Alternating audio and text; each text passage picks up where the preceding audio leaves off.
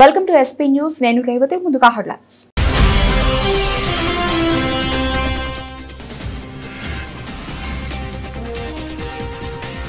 అమెరికాకు ట్రంప్ కష్టాలు, సంక్షోభం దిశగా అగ్రరాజ్య ఆర్థిక వ్యవస్థ.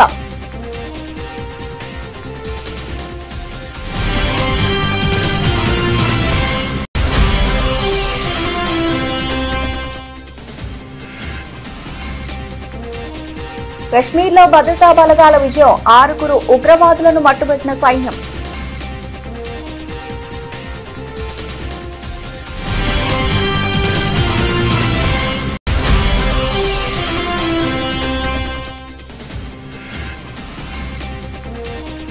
అణుబాంబు పేలుస్తామన్న రాహుల్ గాంధీకి రాజ్నాథ్ సింగ్ కౌంటర్, దాన్ని వెంటనే పేల్చాలని ఎద్దేవా.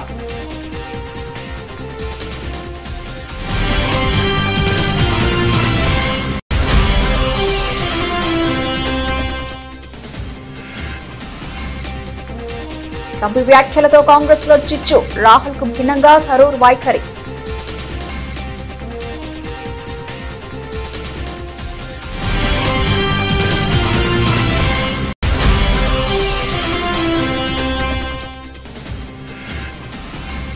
క్రీడారంగ అభివృద్ధి కోసం 9 కీలక అవగాహన ఒప్పందాలు చేసుకున్న తెలంగాణ ప్రభుత్వం. క్రీడాకారులకు అండగా కాంగ్రెస్ ప్రభుత్వం ఉంటుందన్న సీఎం రేవంత్ రెడ్డి.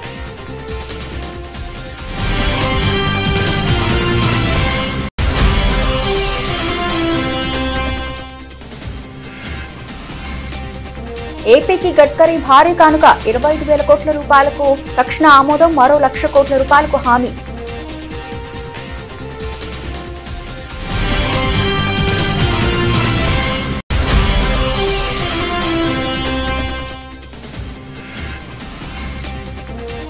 బీజేపీ వ్యక్తిగత నిర్ణయాలు ఉండవు, ఎవరికి ఏ బాధ్యత అప్పగించాలన్నది పార్టీ నాయకత్వమే నిర్ణయిస్తుందన్న కేంద్ర మంత్రి బండి సంజయ్.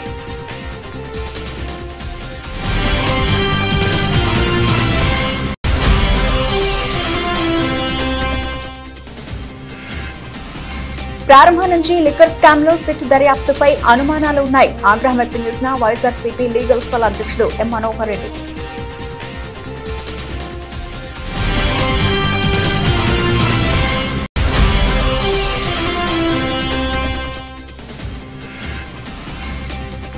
ప్రజలను మరోసారి మోసం చేయడానికి పాదయాత్ర చేపట్టారు. కాంగ్రెస్ పార్టీపై విమర్శలు గుప్పించిన మాజీ మంత్రి వేముల ప్రశాంత్.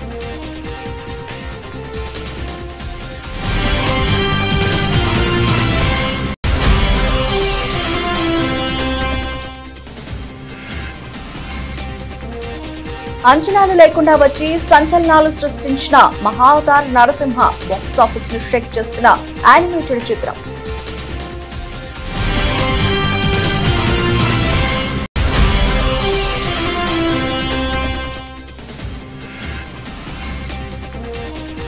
ఓల్డ్ టెస్ట్ లో భారత త్రయం జడేజా, గిల్, కేఎల్ రాహుల్ చారిత్రక రికార్డ్. ఇంగ్లాండ్ ముందు 374 పరుగుల భారీ లక్ష్యాన్ని నిర్దేశించిన భారత్.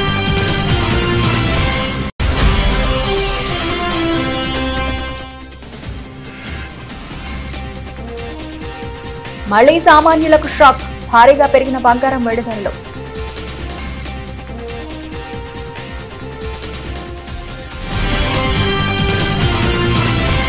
మళ్లీ అధికారంలోకి వస్తే అమెరికాకు స్వర్ణయుగాన్ని తెస్తానంటూ గద్దెనెక్కిన డొనాల్డ్ ట్రంప్ అగ్రరాజ్యాన్ని అధోగతి పాలు చేస్తున్నారు. ఇప్పుడు ఆర్థిక వ్యవస్థ సంక్షోభంలోకి జారుకుంటున్న సంకేతాలు వస్తున్నాయి. మరి ట్రంప్ విధానాలు ప్రపంచ దేశాలకే గాక స్వదేశానికి ఇబ్బందికరంగా పరిగణిస్తున్నాయి. ఎదురు తిరిగితే ఏ దేశంపైనైనా ప్రతీకార సుంకాలతో విరుచుకుపడుతున్న ట్రంప్ దీనివల్ల సొంత దేశంపై ఏ రకమైన ప్రభావం పడుతున్నదో చూసుకోవట్లేదు. ఫలితంగా స్వజాతీయుల నుంచి విమర్శలు మూటగట్టుకుంటున్నారు. మేక్ అమెరికా గ్రేట్ అగైన్ అంటూ మరోసారి అధ్యక్ష పీఠాన్ని అధిరోహించిన డొనాల్డ్ ట్రంప్ అధికారంలోకి వచ్చిన దగ్గర నుంచి అనుసరిస్తున్న విధానాలు, తీసుకుంటున్న నిర్ణయాలు అగ్రరాజ్యాన్ని ఆభాసపాలు చేస్తున్నాయి. పెద్దన్నగా ప్రపంచ ఆర్థిక వ్యవస్థను బలపరచాల్సింది పోయి ప్రతీకార సుంకాలతో రగిలిపోతూ బలహీనపరుస్తున్నారు. మరి నిరుటితో పోల్చితే తగ్గిన ఉద్యోగాలు, పెరిగిన ద్రవ్యోల్బణం, మందగిస్తున్న జీడీపీ ఇది ఆ దేశంలో ఇప్పుడు నెలకొన్న దుస్థితి.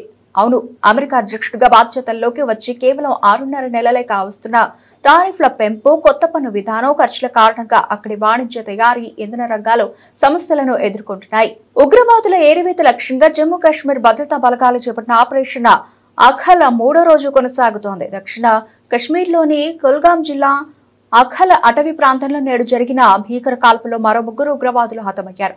దీంతో ఈ ఆపరేషన్లో మరణించిన మొత్తం ఉగ్రవాదుల సంఖ్య 6కు చేరింది. ఈ ఘటనలో ఒక సైనికుడు కూడా గాయపడినట్టు అధికారులు వెల్లడించారు. నిఘా వర్గాల నుంచి అందిన పక్కా సమాచారంతో జమ్మూ కాశ్మీర్ పోలీసులు, సైన్యం, సిఆర్పీఎఫ్ బలగాలు సంయుక్తంగా శుక్రవారం అఖల అటవీ ప్రాంతంలో కార్డన్ సెర్చ్ ఆపరేషన్ ప్రారంభించాయి. బలగాలను గమనించిన ఉగ్రవాదులు అడవిలో నక్కి కాల్పులకు తెగబడడంతో ఇది ఎన్కౌంటర్ గా మారింది. నిన్న జరిగిన ఎదురు కాల్పులో 3 ఉగ్రవాదులను భద్రతా బలగాలు మట్టుబెట్టాయి. రాత్రంతా కాల్పుల మూతతో దద్దరిల్లిన ఈ ప్రాంతంలో నేడు మరో 3ని హతమార్చారు. ఓటర్ల విషయంలో అణుబాంబు పేలుస్తామన్న లోక్సభలో ప్రతిపక్ష నేత రాహుల్ గాంధీ చేసిన వ్యాఖ్యలకు కేంద్ర మంత్రి రాజ్నాథ్ సింగ్ కౌంటర్ ఇచ్చారు. అణుబాంబు ఉందని రాహుల్ గాంధీ చెబుతున్నారని, దాన్ని వెంటనే పేల్చాలని ఆయన ఎద్దేవా చేశారు. అది పేలే సమయంలో దానివల్ల తనకు హాని కలగకుండా చూసుకోవాలని సూచించారు. గతంలో భూకంపం అంటూ ఇలాగే హెచ్చరికలు జారీ చేశారని గుర్తు చేశారు. ఆ తర్వాత అది తుస్సుమని పేలిందని వ్యాఖ్యానించారు. రాజ్యాంగబద్ధమైన ఎన్నికల సంఘాన్ని ఉద్దేశించి ప్రతిపక్ష నేత చేసే వ్యాఖ్యలు సరికాదని రాజ్నాథ్ సింగ్ అన్నారు. బీహార్ అసెంబ్లీ ఎన్నికల నేపథ్యంలో ఆ రాష్ట్రంలో ఓటర్ల జాబితా ప్రత్యేక సమగ్ర సవరణ ప్రక్రియను ఎన్నికల సంఘం చేపట్టింది. అనంతరం ముసాయిదా ఓటరు జాబితాను ఈసీ విడుదల చేసింది. ఈ ప్రక్రియను రాహుల్ గాంధీ మొదటి నుంచి వ్యతిరేకిస్తున్నారు. एफआईआर के मुद्दे पर विपक्ष द्वारा संसद को बाधित किया गया है और कल नेता प्रतिपक्ष ने फिर से एक अनर्गल बयान दिया है और उन्होंने कहा है कि चुनाव आयोग द्वारा वोट चोरी को लेकर उन्होंने सबूतों का एटम बम तैयार किया है जो उनके पास है और किसी के पास नहीं है। ऐसा एटम बम उन्होंने तैयार किया है जो कि वह केवल उनके पास है और किसी के पास नहीं है। मैं राहुल जी से कहना चाहूंगा बहुत विनम्रता के साथ, अगर आपके पास सबूतों का एटम बम है तो उसका परीक्षण तुरंत कर डालिए। एटॉमिक टेस्ट तुरंत हो जाना चाहिए। सारे सबूत जनता के सामने रखिए, सारे सबूत जनता के सामने रखिए। मगर सच्चाई यह है कि उनके पास न कोई तथ्य है न सबूत है। सनसनीखेज बातें करना उनकी पुरानी आदत है। साथियों, आप लोगों को संभवतः यह याद भी होगा कि इसके पहले भी राहुल गांधी जी ने इस तरह का बयान दिया था और जिस दिन वो बोलेंगे भूचाल आ जाएगा। एक बार और बयान दिया था उन्होंने, जिस दिन मैं बोलूंगा उस दिन भूचाल आ जाएगा। जब वो बोले तो खोदा पहाड़ निकली चूहिया। मैं तो राहुल जी से यही कहूंगा कि जल्दी से जल्दी एटम बम फोड़ दीजिए, विलंब मत कीजिए। बस अपने आप को संतुलित और सुरक्षित रखिए, क्योंकि हम सभी लोगों की चिंता करने वाले हैं। क्योंकि भारत ऐसा देश है जो कि भारत में रहने वाले लोगों की चिंता नहीं करता, बल्कि विश्व की धरा पर रहने वाले सभी लोगों की चिंता करते हुए सारे विश्व को वसुधैव कुटुंबकम, the whole world is a family, यह मैसेज देने वाला इस दुनिया की धरती पर कोई एक देश है तो हमारा और आपका देश केवल भारत है। साथियों, संवैधानिक संस्थाओं को उनका काम करने दीजिए, यह हमारी राहुल जी से अपील है। यह कांग्रेस की सेहत के लिए भी अच्छा होगा और मैं मानता हूं कि భారత ఆర్థిక వ్యవస్థ నిర్వీర్యమైపోయిందంటూ అమెరికా అధ్యక్షుడు డొనాల్డ్ ట్రంప్ చేసిన వ్యాఖ్యలపై కాంగ్రెస్ పార్టీలో భిన్నాభిప్రాయాలు వ్యక్తమవుతున్నాయి. ట్రంప్ మాటలను కాంగ్రెస్ నేత రాహుల్ గాంధీ సమర్థించగా అదే పార్టీకి చెందిన సీనియర్ ఎంపీ శశి థరూర్ మాత్రం ఆ వ్యాఖ్యలతో విభేదించారు. సొంత పార్టీ నేత చేసిన వ్యాఖ్యలపై స్పందించేందుకు ఆయన నిరాకరించడం కాంగ్రెస్ లో అంతర్గత విభేదాలను మరోసారి బయటపెట్టింది. మన రాయబారులకు మనం గట్టి మద్దతు ఇవ్వాలి. ఉత్తమమైన ఒప్పందం కోసం వారు ప్రయత్నిస్తున్నారు. ఒకవేళ మంచి ఒప్పందం సాధ్యం కాకపోతే మనం దాని నుంచి వైదొలగాల్సి రావచ్చు అని థరూర్ పేర్కొన్నారు.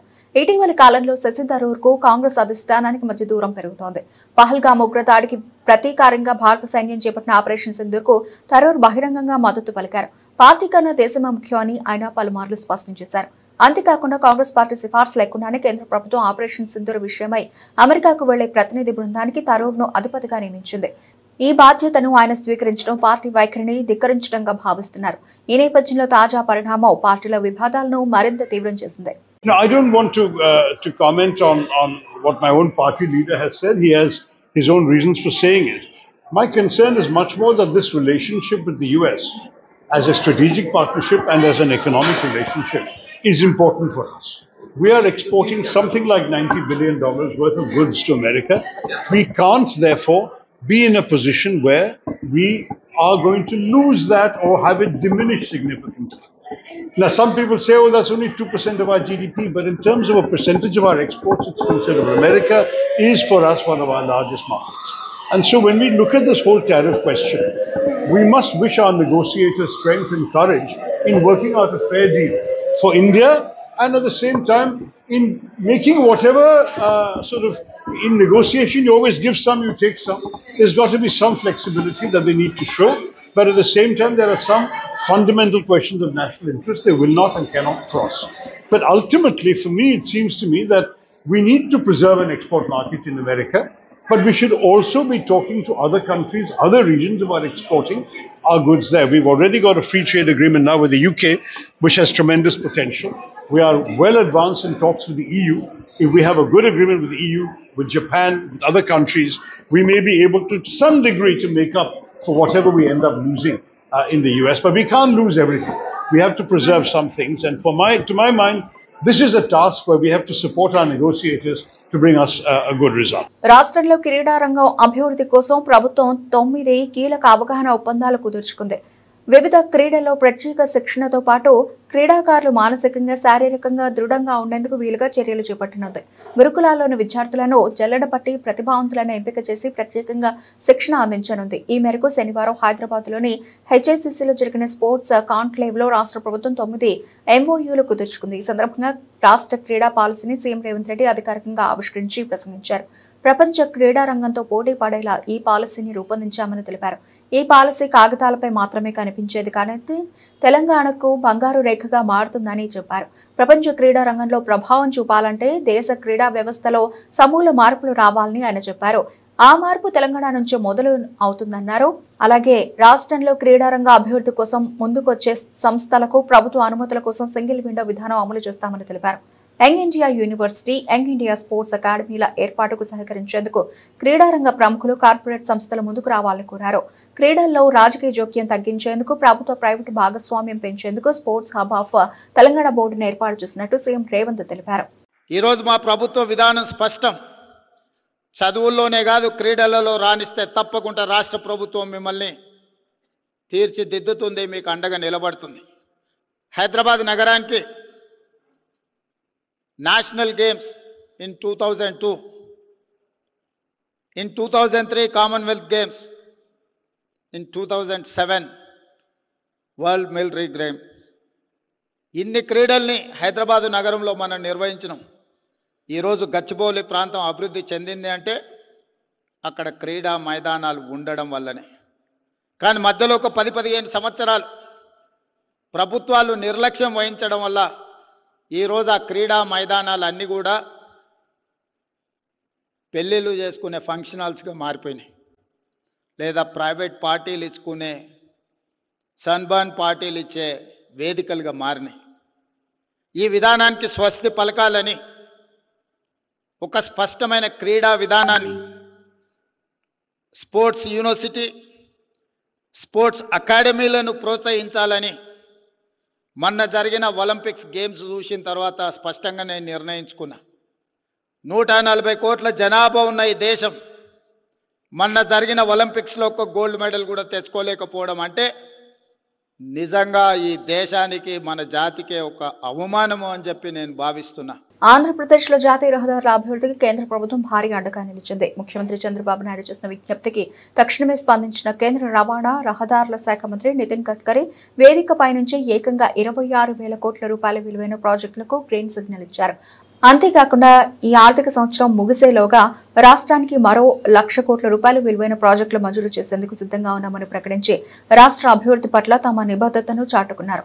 అమరావతిలో జరిగిన కార్యక్రమంలో ముఖ్యమంత్రి చంద్రబాబు, కేంద్ర మంత్రి నితిన్ గడ్కరీ, ఉప ముఖ్యమంత్రి పవన్ కళ్యాణ్ పాల్గొన్నారు. ఈ సందర్భంగా 2,852 కోట్ల రూపాయల విలువైన జాతీయ రహదారి ప్రాజెక్టులను జాతికి అంకితం చేయడంతో పాటు 2,381 కోట్ల రూపాయల విలువైన పనులకు శంకుస్థాపన చేశారు. ఈ కార్యక్రమంలో ముఖ్యమంత్రి చంద్రబాబు మాట్లాడుతూ సంపద సృష్టికి రహదారులే మూలమని స్పష్టం చేశారు. आज जो है वो 6 लेनिंग विजयवाड़ा से मछलीपट्टनम 2,600 करोड़, इसका तुरंत काम शुरू होगा. मछलीपट्टनम शहर का ट्रैफिक के जाम से निश्चित रूप से राहत मिलेगी। दूसरा, विनुकोंडा से गुंटूर 2 लेन है एग्जिस्टिंग, अब इसको हम बड़ा कर रहे हैं 2605 करोड़ का, ये भी मंजूर कर रहा है। इससे विनुकोंडा से गुंटूर का 2 घंटे से घटकर 1.5 घंटा रह जाएगा। अच्छा, कोटपकोंडा के शिव मंदिर और कोंडवा किले तक आसान पहुंच जाएंगे। 4 lane of Guntur नाराकुडूर 2000 crore 47 kilometre, इस साल इसका काम शुरू हो जाएगा। इसके साथ साथ अक्कीविट्टू से दिगमरू, ये काम 45 किलोमीटर का है, 2500 करोड़ का ग्रीनफील्ड प्रोजेक्ट है, नया रोड बना रहे, इसी साल इसका काम शुरू हो जाएगा। ये हमारे वर्मा जी का आग्रह था, उन्होंने मुझे दिया था।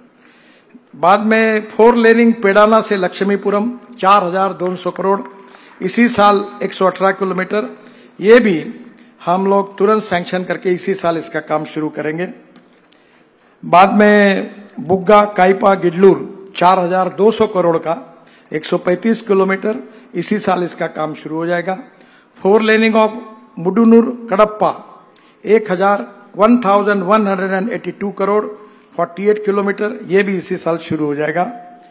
इसके साथ हैदराबाद विजयवाड़ा 6 लेनिंग जो है, इसका काम हमने शुरू किया है। इसमें बहुत एक्सीडेंट होते हैं और ये रोड पर 50,000 पीसीयूज ट्रैफिक है, ये पूरा करेंगे। इसमें हम लोग अंबारुपेटा रथावरम और काचावरम से वेस्ट इब्राहिमपट्टनम यहाँ बाईपास भी बना रहे हैं। इससे हैदराबाद से विजयवाड़ा 5 घंटे का समय 2.5 घंटे में आएगा। पर इसके साथ साथ ये बहुत पीसीयूज है, आज मैं वहां मीटिंग में बताने के लिए भूल गया, पर मैंने अधिकारियों को आदेश दिया है कि हैदराबाद से विजयवाड़ा नया ग्रीन एक्सप्रेस हाईवे हम बनाएंगे और 2 घंटे में आपका होगा। विजयवाड़ा से हैदराबाद 2 घंटे में आप जाएंगे। उस ग्रीन एक्सप्रेस हाईवे का डीपीआर बनाने की भी सूचना मैंने डिपार्टमेंट को की है। Today we requested nearly 1883 kilometers roads. National highways are more tall, including everything.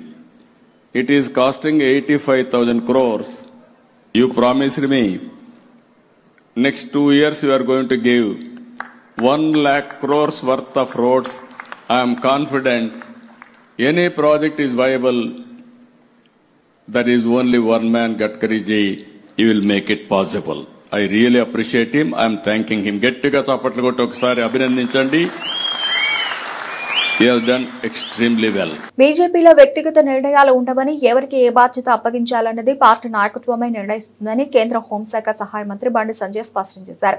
Karimnagar జిల్లా చొప్పదండిలో విద్యార్థులకు సైకిళ్ల పంపిణీ కార్యక్రమాన్ని నిర్వహించారు. కార్యక్రమం అనంతరం ఆయన విలేకరులతో మాట్లాడారు. మాకు ఈ పదవి కావాలి, ఆ పదవి కావాలి అంటూ ఎన్నడూ పార్టీ నాయకత్వంపై ఒత్తిడి తేబోమని తెలిపారు.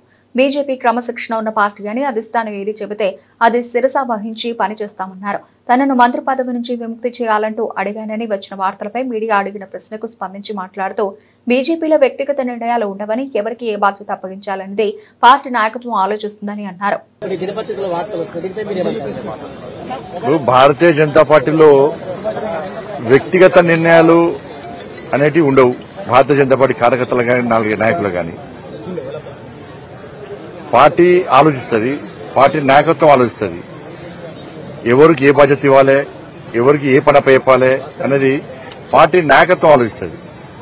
మేము పదవుల కోసం కానీ వీటి కోసం కానీ ఎప్పుడు పాకరాము. పార్టీ ఆలోచిస్తుంది ఎవరికి ఏం చేయాలని. కాబట్టి పార్టీ దగ్గరకు పోయి నాకు ఇది వద్దు అది వద్దు అనేది భారతీయ జనతా పార్టీ ఒక క్రమశిక్షణ పార్టీ. కాబట్టి వ్యక్తిగత నిర్ణయాలను పార్టీ మీద రుద్దే ప్రయత్నం ఎవరు కూడా చేయం. పార్టీ ఆదేశాన్ని పక్కా శిరస వహిస్తాం. పార్టీ ఏది చెప్తే అది చేసేటువంటి కార్యకర్తలే భారతీయ జనతా పార్టీ కార్యకర్తలు. కాబట్టి ఇటువంటి అన్ని కూడా దాని మంచిగా మళ్ళీ రిక్వెస్ట్ చేస్తున్నా, దయచేసి ఇటువంటి రాయకండి. ఎందుకంటే మీరు కాంగ్రెస్ పార్టీని, బీఆర్ఎస్ ఇతర పార్టీలను చూసి అట్లనే మా పార్టీ అనుకుంటున్నారు. మా పార్టీ అందరు కలిసి సమిష్టిని తీసుకుంటారు, సమిష్టిగా వాళ్ళు నిర్ణయాలు తీసుకుంటారు. వాటిని అమలు చేసే బాధ్యత కార్యకర్తలుగా నాయకులు మా మీద ఉంటుంది. వాళ్ళు ఆలోచిస్తారు, ఎవరికి ఏది ఉండాలో ఏది ఇవ్వాలో ఆలోచిస్తారు. మరి దాన్ని మేము శిరస వహిస్తాం, కమిట్మెంట్ గల కార్యకర్తలు శిరస వహిస్తాం. కాబట్టి ఇటువంటి తప్పు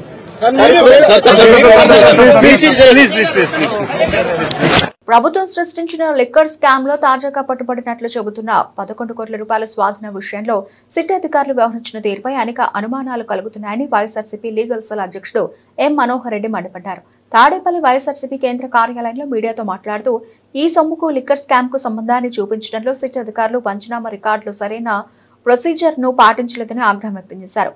లేని స్కామ్ల ఆధారాలను సృష్టించే క్రమంలో సిట్ అధికారులు తప్పుపై తప్పు చేస్తున్నారని అన్నారు. హైదరాబాద్ లో సిట్ స్వాధీనం చేసుకున్న సొమ్ముకు సంబంధించి కరెన్సీ నెంబర్లను రికార్డు చేయాలని, ఆ డబ్బును బ్యాంకులో మిగిలిన కరెన్సీతో కలపకుండా ప్రత్యేకంగా ఉంచాలంటూ ఏసీబీ కోర్టు ఉత్తర్వులు జారీ చేయడంతో సిట్ అధికారులు కలవరం మొదలైందని అన్నారు. సంచలనం సృష్టించాలనుకుని ఈ లిక్కర్ స్కామ్ లో 11 కోట్ల రూపాయలు దొరికాయి. అవి రాజ్ కసిరెడ్డికి సంబంధించినవని, లిక్కర్ స్కామ్ ద్వారా ఇవి సంపాదించారని, ఇవి హైదరాబాద్లోని సులోచన ఫార్మ్స్ అనే ఫామ్ హౌస్లో ఎప్పుడో జూన్ 2024లో పెట్టారని, అవి మేము సిట్టు స్వాధీనం చేసుకున్నామని చెప్పారు. అవి కోర్టు ప్రొడ్యూస్ చేశారు. కోర్టు ప్రొడ్యూస్ చేసిన సందర్భంగా తర్వాత వెంటనే రాజ్ కసిరెడ్డి ఒక పిటిషన్ వేసి, ఇవి నాకు సంబంధించిన డబ్బులు కాదు, వాళ్ళు తీగల విజయేందర్ రెడ్డి అంటే సులోచన ఫామ్ హౌస్ యజమాని, వాళ్లకు ఇంజనీరింగ్ కాలేజెస్ ఉన్నాయి, అదేవిధంగా రాష్ట్ర వ్యాప్తంగా దేశవ్యాప్తంగా డయాగ్నోస్టిక్ సెంటర్స్ ఉన్నాయి, హాస్పిటల్స్ ఉన్నాయి. వాళ్ళు ఎప్పటి నుంచినో 100 కోట్ల కొద్దీ టర్నోవర్లు చేస్తున్నారు. వాళ్ళు నాకు బినామీలు అని చెప్పి సిట్టు చెప్పడం అనేది చాలా బాధ కలిగిస్తుంది. నా వయసు 43 సంవత్సరాలు అయితే వాళ్ళు 45-50 సంవత్సరాలుగా వ్యాపారాల్లో ఉన్నవాళ్ళు. అప్పటి భూములు నువ్వు కూడా అటాచ్ చేస్తే అవి నా భూములు అని చెప్పి నా బినామీలుగా వాళ్ళని చిత్రీకరించడం అనేది చాలా బాధాకరం అని చెప్పి తన ఆవేదనను వేదనను రోధిస్తూ కోర్టులో చెప్పడం జరిగింది. డబ్బుల విషయంలో సీజర్ కానీ ఇట్లాంటివి ఎక్కడా చేయలే. మరి దర్యాప్తు అధికారులు చేయనప్పుడు అదే దర్యాప్తు అధికారి ఇప్పుడు ఆ దర్యాప్తులో భాగంగా మళ్లీ వరుణ్ చెప్తే మేము ఈ డబ్బులు సీజ్ చేసుకున్నామని చెప్పడంలో ఏదో కుట్రకోణం దాగి ఉందని, ఎందుకంటే తీగల విజయేందర్ రెడ్డి చెప్పలే, తీగల బాలరెడ్డి చెప్పలే, వరుణ్ చెప్పలే ఆ రోజు 161 స్టేట్మెంట్లో. అంటే పోలీసులకు విచారించడం చేత కాలేదా? 11 కోట్లు సీజ్ చేసి ఉంటే సులోచన ఫామ్ హౌస్ లో వాళ్ళ సిట్టు దర్యాప్తు పైన నమ్మకాన్ని కలగాలంటే జూన్ నాటి నుంచి, ఎప్పుడైతే 2024 జూన్లో దీన్ని డబ్బులు పెట్టారంటున్నారు కదా, అప్పటి నుంచి కూడా ఇప్పటి వరకు సీజ్ చేసినంత వరకు సీసీ ఫుటేజ్లను కోర్టుకు ప్రొడ్యూస్ చేయమనండి, నిజాలు తెలుస్తాయి. ప్రజలను మరోసారి మోసం చేయడానికి కాంగ్రెస్ పార్టీ పాదయాత్ర అని మాజీ మంత్రి బాల్కొండ ఎమ్మెల్యే వేముల ప్రశాంత్ రెడ్డి విమర్శించారు. అసెంబ్లీ ఎన్నికలప్పుడు రేవంత్ రెడ్డి అడ్డగోలుగా ఇచ్చిన హామీలను ప్రజలు నమ్మడం లేదని, డిక్లరేషన్ల పేరిట ఢిల్లీ నుంచి రోజుకో నేతను రప్పించి వారితో హామీలు ఇప్పించారని గుర్తు చేశారు. అప్పుడు ప్రజలను మొదటిసారి మోసం చేశారని మండిపడ్డారు. రేవంత్ మీద ప్రజలకు నమ్మకం పోయింది. స్థానిక సంస్థల ఎన్నికల్లో ఆయన పేరు చెప్పుకుని ఓట్లు అడిగే పరిస్థితి కాంగ్రెస్ కు లేదు. అందుకే మీనాక్షి నటరాజన్ అనే కొత్త ముఖాన్ని ముందు పెట్టి పాదయాత్ర పేరుతో ప్రజల్ని రెండోసారి మోసం చేసేందుకు కాంగ్రెస్ యత్నిస్తోందని ధ్వజమెత్తారు. ప్రభుత్వం ఇచ్చిన హామీలు, ప్రజలకు చెప్పిన గ్యారంటీలో ఏ ఒక్కటైనా సక్రమంగా అమలైందా అని ప్రశ్నించారు. వరంగల్లో రైతు డిక్లరేషన్ పేరు మీద సభ పెట్టినారు. దానికి ఏకంగా రాహుల్ గాంధీ గారిని తీసుకొచ్చి ఆ రైతు డిక్లరేషన్ సభలో వరంగల్లో 2 లక్షల రుణమాఫీ చేస్తామని మాట ఇచ్చినారు. అయిందా 2 లక్షల రుణమాఫీ వాళ్ళ రాష్ట్రంలో? సగం మందికి అయింది, సగం మందికి కాలేదు. మన నిజామాబాద్ జిల్లాలో ఇప్పుడు మీనాక్షి నటరాజన్ గారు మీరు సమాధానం చెప్పాలి. మీరు ఏదైతే జిల్లాకు రేపు ఇవాళ వెళ్తున్నారో ఆ నిజామాబాద్ జిల్లాలో 2 లక్షల 3,000 మంది రుణమాఫీ కావలసిన వారు ఉంటే, రైతులుంటే కేవలం 1,00,000 మందికి మాత్రమే అయింది. ఇంకా 1,03,000 మందికి రుణమాఫీ కాలేదు. ఆ రోజు రైతు డిక్లరేషన్లో రాహుల్ గాంధీతోటే చెప్పించినారు, కానీ ఆ హామీ నెరవేరలేదు. అట్లనే 500 వడ్లకు బోనస్ అన్నారు, ఇచ్చినారా? 3 పంటలు అయిపోయినాయి వాళ్ళు. వడ్ల బోనస్ అన్ని వడ్లకు అన్నారు, అప్పుడు మళ్ళీ సన్న వడ్లకు అని మాట మార్చిర్రు. ఆ సన్న వడ్లకు కూడా 15-20% ఇచ్చినారు, మిగతా వాళ్ళకి ఇవ్వలేదు. ఇవాళ మన నిజామాబాద్ జిల్లాలో నేను ఇంతకుముందు చెప్పినట్టు రుణమాఫీ పద్దు కిందనే ఇంకా 1,00,000 మందికి 2 లక్షల చొప్పున రుణమాఫీ కావాలంటే 2,000 కోట్లు నిజామాబాద్ జిల్లాలోనే మీరు బాకీ ఉన్నారు మీ కాంగ్రెస్ పార్టీ ప్రభుత్వం రైతులకు. బోనస్ విషయంలో ప్రతి పంట 8 లక్షల మెట్రిక్ టన్నుల పంట ప్రొక్యూర్ చేస్తూ ఉన్నారు మీరు. అంటే ఒక్క సీజన్కు 8 లక్షల మెట్రిక్ టన్నుల వడ్లకు క్వింటాలకు 500 చొప్పున బోనస్ లెక్క కడితే 400 కోట్లు ఇవ్వాలి ప్రతి సీజన్కు. ఇవాళ 3 సీజన్లు అయిపోయినాయి, 1,200 కోట్లు బోనస్ డబ్బులే. దాంట్లో 200 కోట్లు ఇచ్చినారు మీరు. ఇంకా 1000 కోట్లు బోనస్ కింద, 500 రూపాయల వడ్ల బోనస్ పద్దు కింద నిజామాబాద్ జిల్లా రైతులకే 1000 కోట్లు మీరు బాకీ ఉన్నారు కాంగ్రెస్ పార్టీ ప్రభుత్వం. ఎలాంటి అంచనాలు లేకుండా వచ్చి ప్రేక్షకులను అలరించి భారీ హిట్స్ గా నిలిచిన సినిమాలు చాలానే ఉన్నాయి. అలా వచ్చిన ఓ సినిమా ఇప్పుడు బాక్స్ ఆఫీస్ ను షేక్ చేస్తోంది, థియేటర్స్ లో దుమ్ము రేపుతోంది.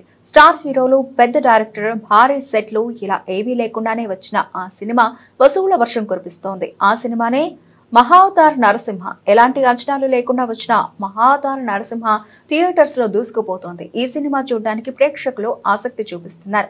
తాజాగా ఈ చిత్రం 8 రోజుల్లోనే 60 కోట్ల రూపాయలకు పైగా వసూళ్లను రాబట్టినట్లు చిత్ర నిర్మాణ సంస్థ హోమలైఫ్ ఫిల్మ్స్ వెల్లడించింది. అన్ని రికార్డులను అధిగమించి కేవలం 8 రోజుల్లో 60.5 కోట్ల రూపాయలకు పైగా వసూలు చేసి భారతదేశంలో అత్యధిక వసూలు సాధించిన యానిమేటెడ్ చిత్రంగా నిలిచింది అంటూ ట్వీట్ చేసింది.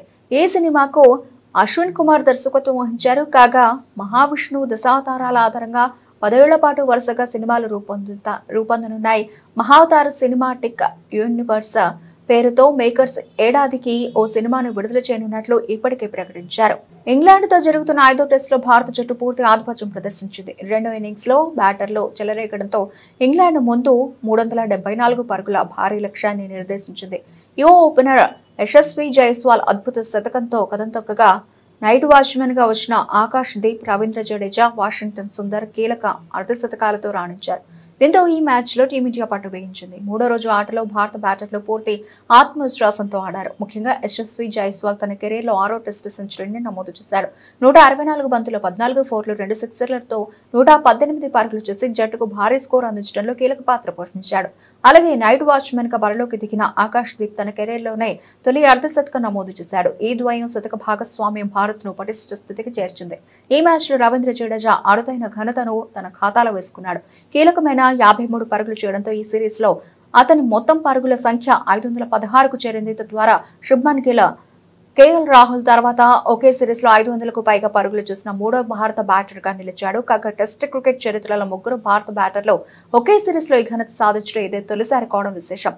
ఇక 374 పరుగుల లక్ష్య ఛేదనలో 2 ఇన్నింగ్స్ ప్రారంభించిన ఆతిథ్య ఇంగ్లాండ్ 3వ రోజు ఆట ముగిసే సమయానికి 13.5 ఓవర్లలో 1 వికెట్ నష్టానికి 50 పరుగులు చేసింది.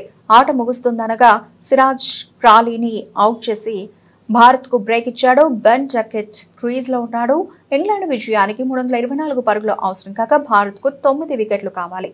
బంగారం, వెండి ప్రియులకు మరోసారి షాకింగ్ న్యూస్ వచ్చేసింది. బంగారం, వెండి ధరలు భారీగా పెరిగాయి. 24 క్యారెట్ల బంగారం ధర 10 గ్రాములకు 1,540 రూపాయలు పెరిగి 1,01,350 రూపాయల స్థాయికి చేరగా 22 క్యారెట్ల బంగారం ధర 92,290 రూపాయలకు చేరుకుంది. అదేవిధంగా వెండి ధర కిలోగ్రాముకు 100 రూపాయలు పెరిగి 1,13,000 రూపాయలకు చేరింది. తెలుగు రాష్ట్రాల్లోని ప్రధాన నగరాలైన హైదరాబాద్, విజయవాడ, విశాఖపట్నంలో బంగారం, వెండి ధరలు దాదాపు ఒకే స్థాయిలో ఉన్నాయి. హైదరాబాద్ లో 24 క్యారెట్ల బంగారం 10 గ్రాముల ధర 1,01,350 రూపాయలు, 22 క్యారెట్ల బంగారం ధర 92,290 రూపాయలుగా ఉంది. వెండి ధర కిలోగ్రాముకు 1,23,000 రూపాయలు. విజయవాడలో కూడా ఇదే ధరలు కొనసాగుతున్నాయి.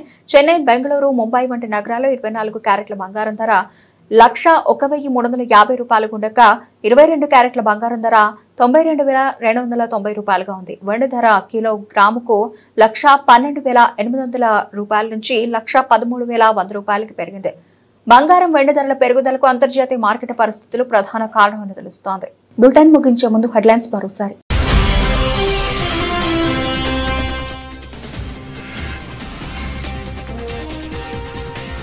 అమెరికాకు ట్రంప్ కష్టాలు, సంక్షోభం దిశగా అగ్రరాజ్య ఆర్థిక వ్యవస్థ.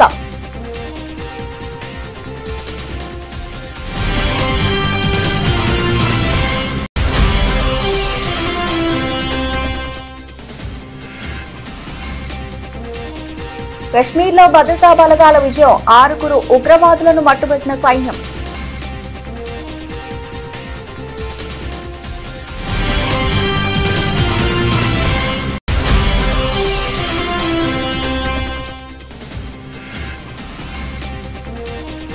అణుబాంబు పేలుస్తామన్న రాహుల్ గాంధీకి రాజ్నాథ్ సింగ్ కౌంటర్, దాన్ని వెంటనే పేల్చాలని ఎద్దేవా.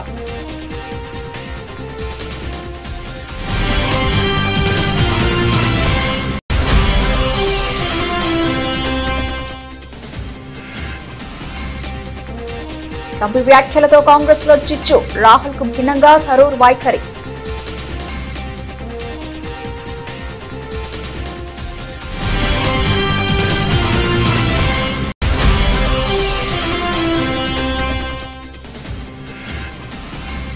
క్రీడారంగ అభివృద్ధి కోసం 9 కీలక అవగాహన ఒప్పందాలు చేసుకున్న తెలంగాణ ప్రభుత్వం. క్రీడాకారులకు అండగా కాంగ్రెస్ ప్రభుత్వం ఉంటుందన్న సీఎం రేవంత్ రెడ్డి.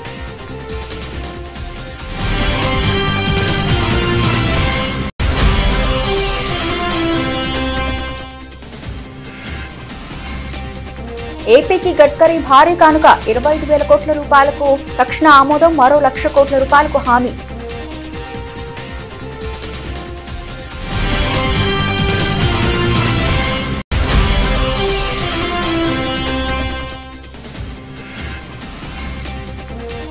బీజేపీ వ్యక్తిగత నిర్ణయాలు ఉండవు, ఎవరికి ఏ బాధ్యత అప్పగించాలనేది పార్టీ నాయకత్వమే నిర్ణయిస్తుందన్న కేంద్ర మంత్రి బండి సంజయ్.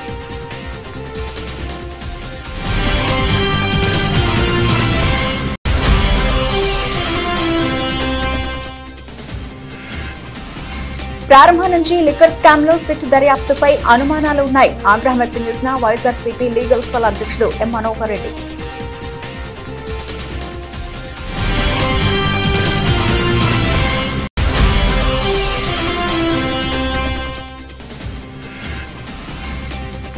ప్రజలను మరోసారి మోసం చేయడానికి పాదయాత్ర చేపట్టారు. కాంగ్రెస్ పార్టీపై విమర్శలు గుప్పించిన మాజీ మంత్రి వేముల ప్రశాంత్.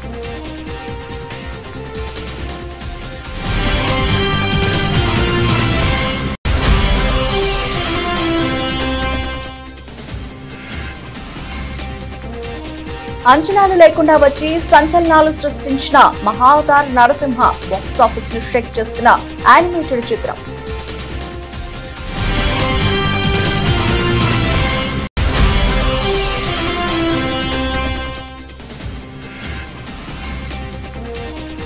ఓవల్ టెస్ట్ లో భారత త్రయం జడేజా, గిల్, కేఎల్ రాహుల్ చారిత్రక రికార్డ్. ఇంగ్లాండ్ ముందు 374 పరుగుల భారీ లక్ష్యాన్ని నిర్దేశించిన భారత్.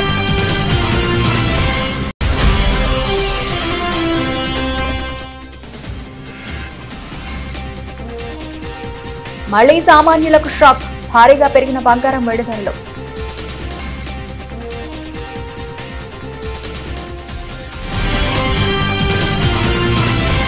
ఇవి ఇప్పటివరకు బులెటిన్ అప్డేట్స్. మరిన్ని అప్డేట్స్ తో మళ్ళీ కలుద్దాం. అంతవరకు సెలవు, నమస్తే.